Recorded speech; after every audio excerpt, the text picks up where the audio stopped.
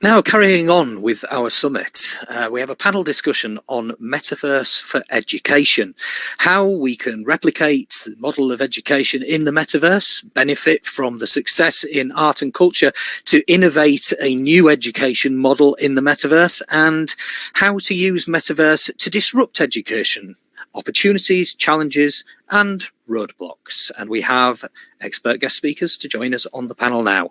We have Kumai Abul Hassan, who is co-founder of Biennale.io. Welcome to the panel. Hi, thank you. Hi. And Professor Martin Stragan, former Dean of School of the Business and Quality Management, Hamdan bin Mohammed Smart University, joins us now. And we also have, we welcome back actually, Dr. Hassan Yagi, who joined us in the earlier session, who is the Group Vice President at Mawarid Media and Communications Group, who should also be joining us. And there he is. Let me see. Okay. So we have one panel member who we are hoping to get on screen at the moment. I'll just check and see if they're on their way in. Okay, we'll make a start.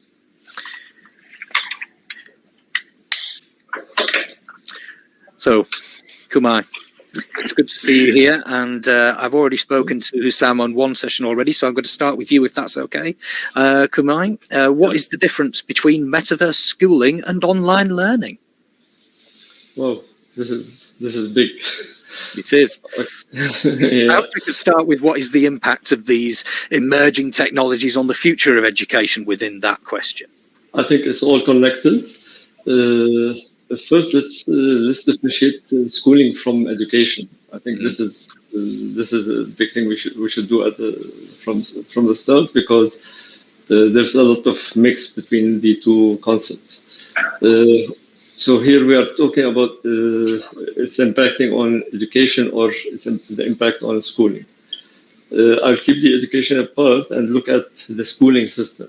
Okay, maybe schooling evolved over centuries, and from small houses in communities where someone who holds the knowledge and people send their kids to gather this knowledge and build up, to more of a community-based places, physical places, where people send their kids to learn and get education. And it was always, till recently, the purpose, I think, if we want to define the purpose, we put children and kids in schools or universities for 10 to 20 years to accumulate certain knowledge or specific knowledge in specific area. Then they will use this knowledge to get a job and make a living for the rest of their lives. Is this still exist? No, I think this model is not possible anymore, because knowledge is changing over seconds, and it's not over days even. So here, where we can see the new technology, the metaverse and all this new technology, the emergence of this is at the right time for an existing need for the education or the schooling system to change. So Alan, Yes.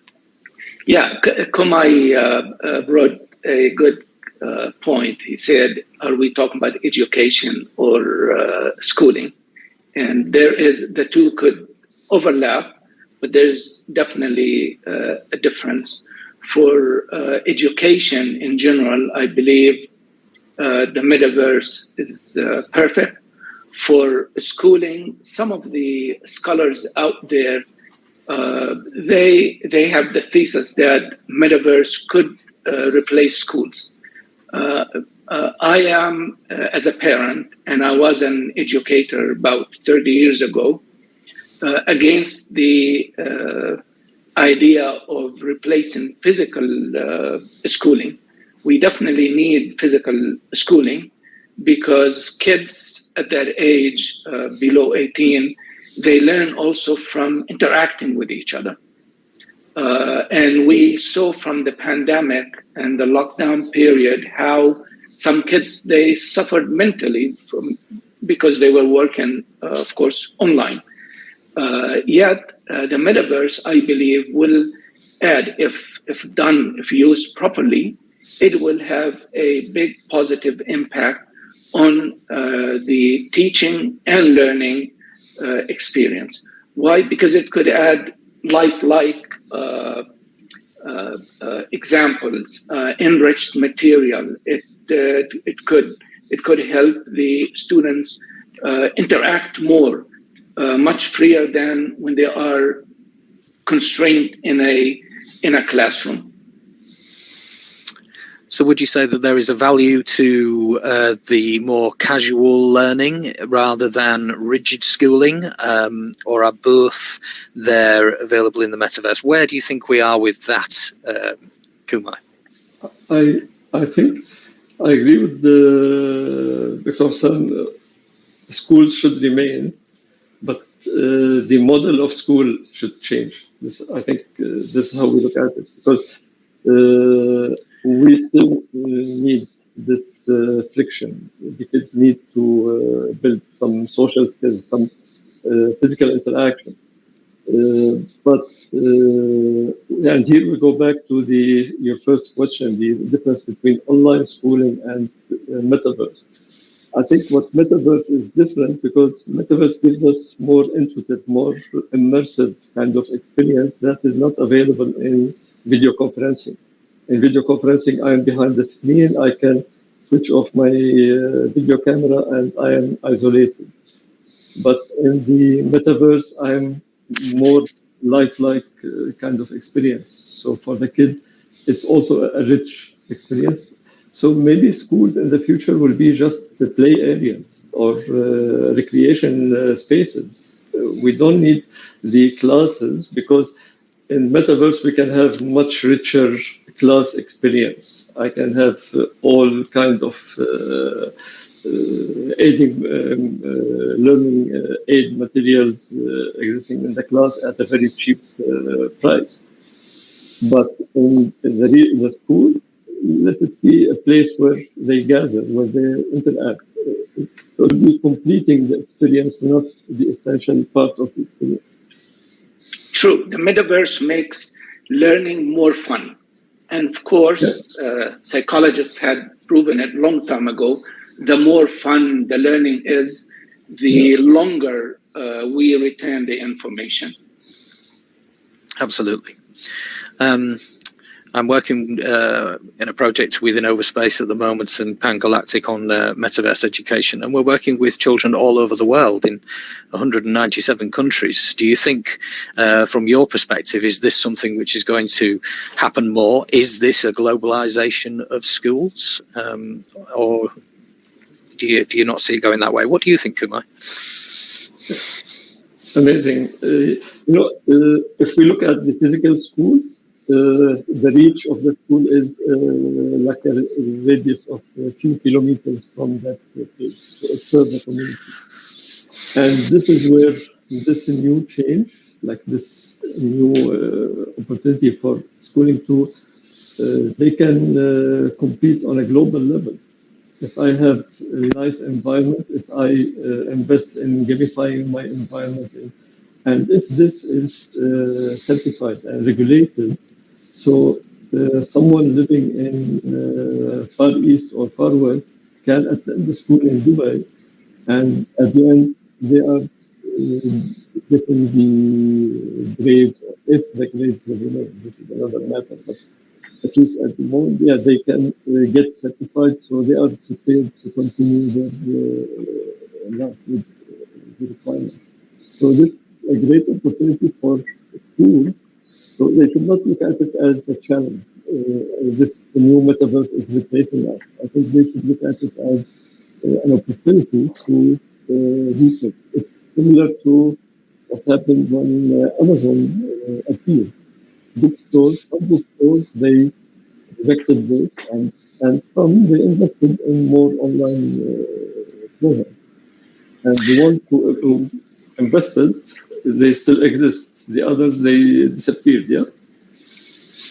Alan, Yes. may I take it up, please? And my apology if I add the negativity to discussion, but it's because we need to look at both sides. And with every technology, there are pluses and negatives, and there is good and evil. In education, unlike in businesses, the previous session we had was the impact of Metaverse and on business. And we all agreed, all the panelists, that definitely, regardless of how big or small a business is, they could benefit from the Metaverse. Consumers definitely could benefit from the Metaverse. However, in education, it is different.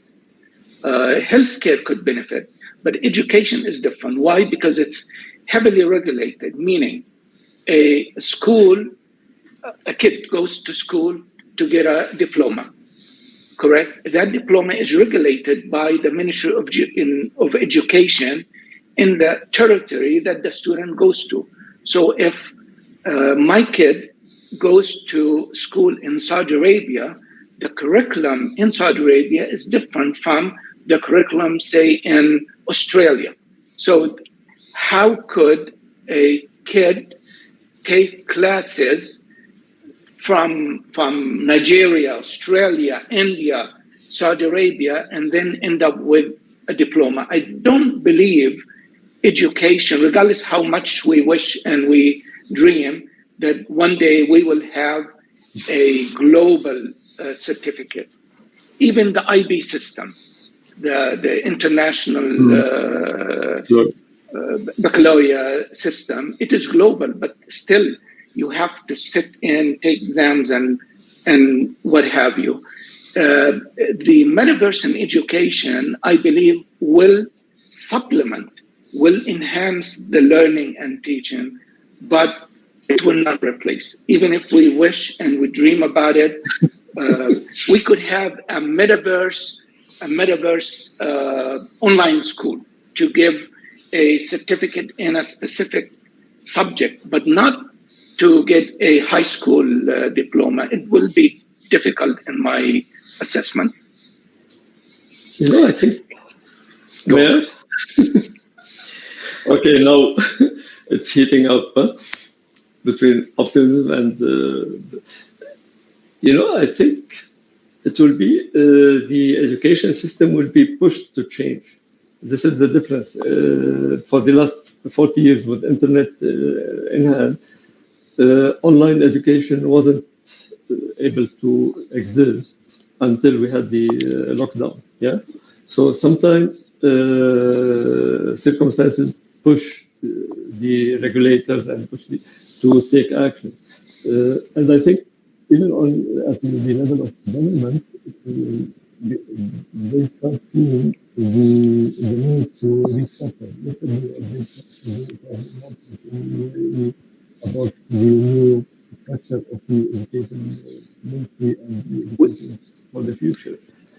So I think, if you look at the new jobs now in the metaverse, a kid, like 10 years old kid, with some 3D modeling skills, can find a job in building as a builder. Hello? We can hear you, Kumar, but it is very muffled. Hello? Yeah, That's better. Yeah. Much better.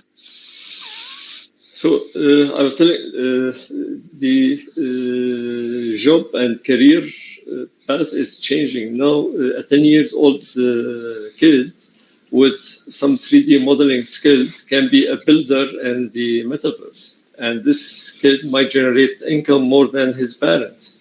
Okay. Now, considering this, I cannot keep the education system regulations as it is. It needs to change. It needs to see, all the knowledge is available online. So what I need to teach the kids is how to deal with the problems, how to think creatively. So it's more of a think tanks more than schooling. So there will be a lot of involvement. I know it won't happen in one day or two. It will take time, but I think we will see big acceleration in the coming few years. No doubt. No, sorry.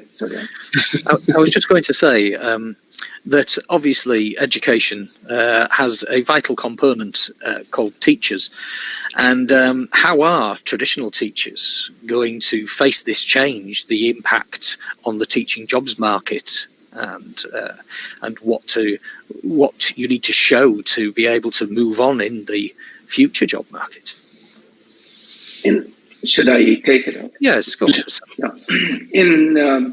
In the group that I work for, Mawarid, one of our companies is in the business of education, online education. And definitely, believe it or not, the opportunities for educators is increasing. We still have not started the Metaverse, but just with the Web 2 and online education, teachers, there is a much higher demand for teachers to create content.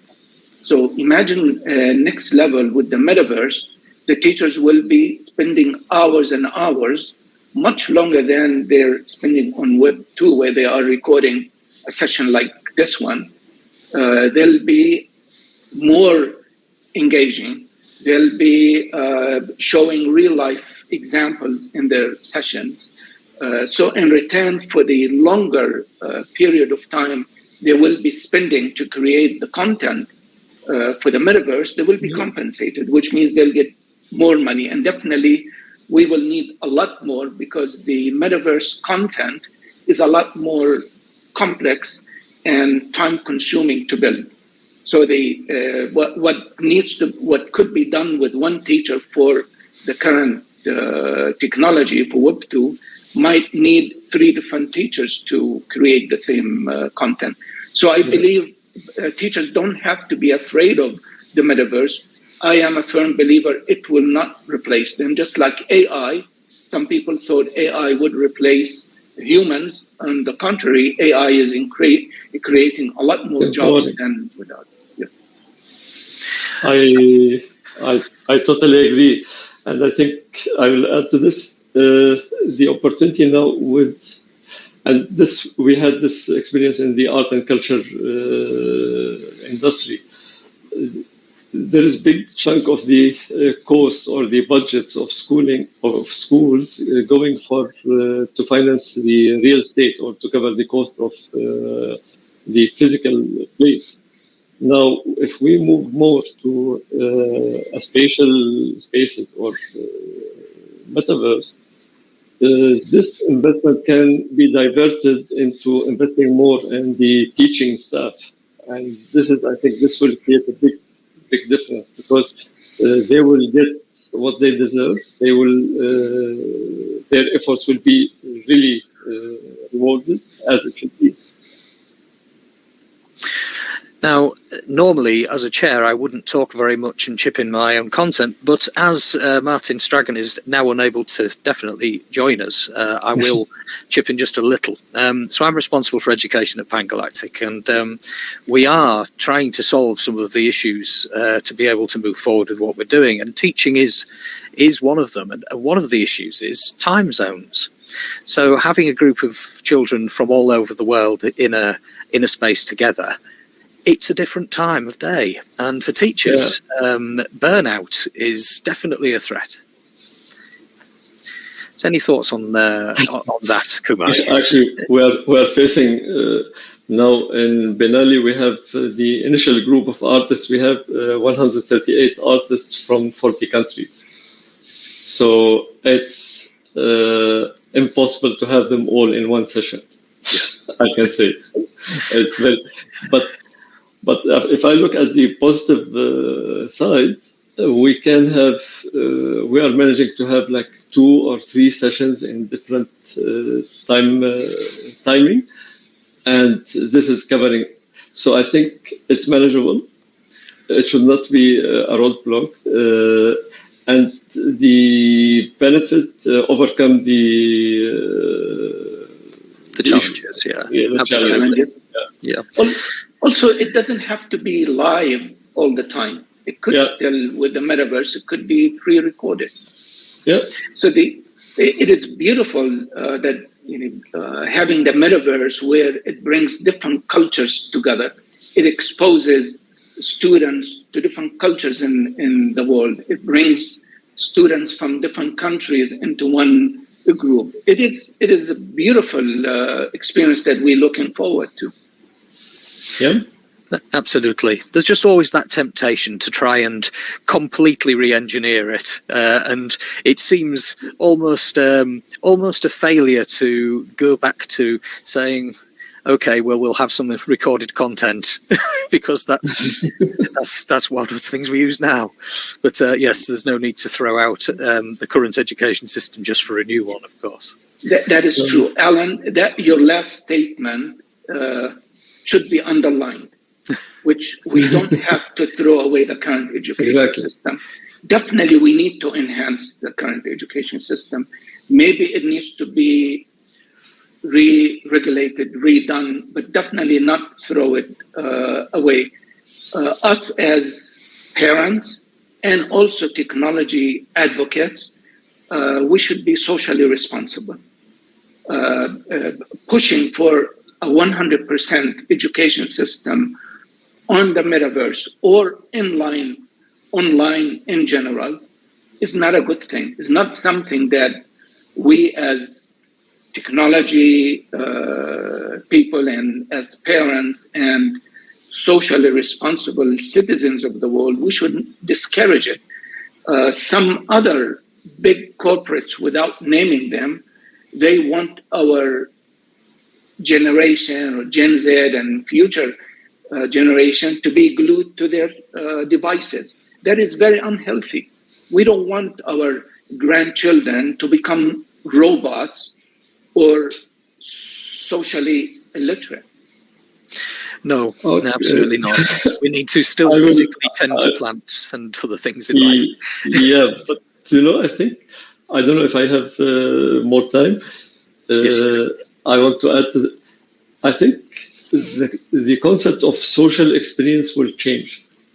So, and the new generation, the Generation Z, actually they are already in the metaverse years ago, like playing with their games, these interactive multiplayer games. This is already there. I think we need to look at it as, accept it, embrace it, and see what's the opportunity. Now, if I look at the inclusion, like kids in the rural areas, some kids in some areas in the world, they have to walk every day, like half an hour or 1 hour to go to school.